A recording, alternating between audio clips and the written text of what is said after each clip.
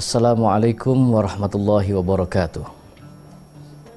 Alhamdulillahil aliyyil a'la wal waliyul maula alladhi khallaqa wa ahya wa qaddara ala khalqihi biqada'i wal jaza.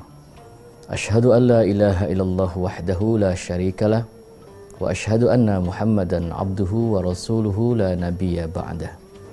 Allahumma salli wa sallim wa barik ala sayyidina Muhammadin wa ala alihi wa ashabihi wa ajbaihi ajma'in. Qala ta'ala fi kitabihil azizil karim. Bismillahirrahmanirrahim. Wasari'u ila maghfiratin min rabbikum wa jannah. Wa jannatin arduhas samawati wal ard. U'iddat lil muttaqin. Alladhina yunfiquna fis sarra'i wad dharra. Al-ayah. Pemirsa TV One yang dirahmati oleh Allah Subhanahu wa Ta'ala, ada 4 golongan manusia yang dirindukan oleh surga. Jika biasanya kita yang menginginkan masuk ke dalam surga, kita yang berharap masuk ke dalam surga, kita yang rindu terhadap surga. Namun kebalikannya, ada 4 golongan yang dirindukan oleh surga. Siapakah mereka? Yang pertama dikatakan kelompok orang yang dirindukan oleh surga, yaitu taliyil Quran.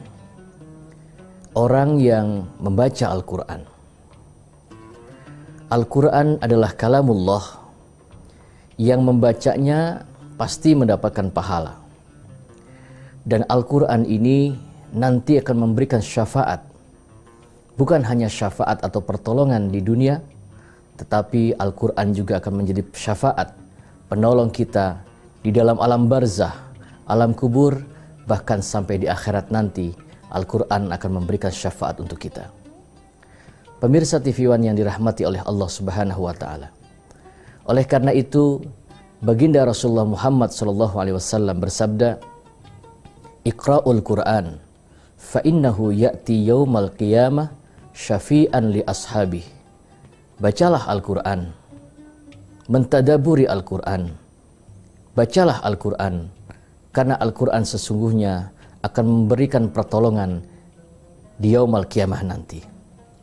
Pemirsa TV One yang dirahmati oleh Allah Subhanahu wa Ta'ala, banyak di antara kita yang lupa akan belajar Al-Quran, yang lupa akan makna-makna kandungan isi Al-Quran. Al-Quran ini satu-satunya kitab yang tidak bisa dirusak oleh siapapun. Sampai Allah jelaskan di dalam Al-Quran, wa in kuntum fi raibim mimma nazzalna ala abdina fa'tu bisuratin min mithlih wad'u syuhada'akum min dunillahi in kuntum shadiqin. Jikalau kalian ragu terhadap Al-Quran, maka buatlah yang semisal dengan Al-Quran. Dan jika engkau tidak mampu, maka datangkanlah mereka-mereka untuk membantu kau membuat yang semisal Al-Quran. Pemirsa yang dirahmati oleh Allah, yang pertama, orang yang membaca Al-Quran, yang mentadaburi Al-Quran, yang merenungi Al-Quran, yang mengamalkan isi Al-Quran, inilah kelompok yang pertama yang dirindukan oleh surganya Allah Subhanahu wa Ta'ala. Lalu kelompok yang dirindukan oleh surga yang kedua adalah wahafidil lisan, orang yang menjaga mulutnya, orang yang menjaga lisannya, karena lisan ini sangat berbahaya. Bahkan sampai Allah katakan, qaulun ma'rufun wa maghfiratun khairum min shadaqatin yasba'uha ada. Berkata yang baik serta sifat pemaaf itu lebih baik daripada sedekah tapi di ujungnya menghardik. Berkata yang baik terhadap kawan, ini adalah merupakan satu amalan yang baik daripada sedekah, tapi ujungnya menghardik. Kalau orang Jawa bilang, ujungnya mengundat-undat. Pemirsa TV One yang dirahmati oleh Allah, mulut ini sangat berbahaya. Karena dari mulut ini bisa timbul fitnah. Dari mulut ini bisa timbul cacian-cacian. Dan banyak orang yang gara-gara mulutnya bisa jatuh ke dalam kemusyrikan. Banyak orang yang gara-gara lisannya tidak bisa menjaga lisan, banyak dia yang menjadi murtad. Karena menurut pendapat Al-Imam Asy-Syafi'i bahwa yang menyebabkan kemurtadan di akhir zaman ini banyak, bukan dari golongan kemurtadan hati dan perbuatan, tetapi karena lisan sering berucap kalimat-kalimat yang kotor. Pemirsa TV One yang dirahmati oleh Allah Subhanahu wa taala. Yang ketiga, kelompok yang dirindukan oleh surga adalah wamut imil ji'an. Orang yang memberikan makan kepada orang-orang yang lapar. Agama Islam adalah agama yang memiliki sifat sosial yang sangat tinggi. Sampai Allah katakan, "Ara'aital ladzi yukadzibu bid-din, fadzalikal ladzi yad'ul yatim, wa la yahuddu 'ala tu'amil miskin."